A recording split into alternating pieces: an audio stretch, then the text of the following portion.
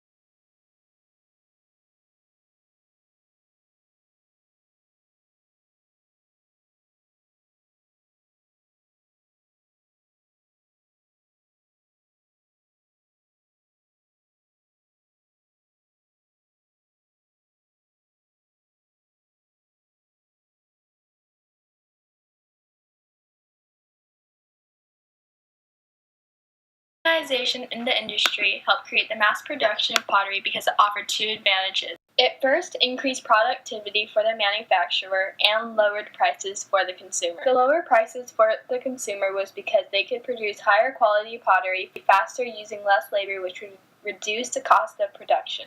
Like other countries, Britain had many small pottery workshops where craftsmen made a few plates and cups at a time. Much of this activity took place in part of the Midlands that possessed good clay, coal for firing, and lead for glazing. There, Josiah Wedgwood, the son of a potter, started his own pottery business in 1759. Wedgwood's most important contribution lay in producing ordinary porcelain cheaply by the means of division of labor. Wedgwood subdivided the work into highly specialized and repetitive tasks, such as unloading clay, mixing it, pressing flat pieces, dipping the pieces in glaze, putting handles on cups, packaging kilns, and carrying things from one part of his plant to another. He invested in toll roads and canals so that special pottery clay found in southwestern England could be economically shipped to his factories in the Midlands. In 1782, the naturalist Erasmus Darwin encouraged him to purchase a steam engine. The engine that Wedgwood bought was the first to be installed in a factory.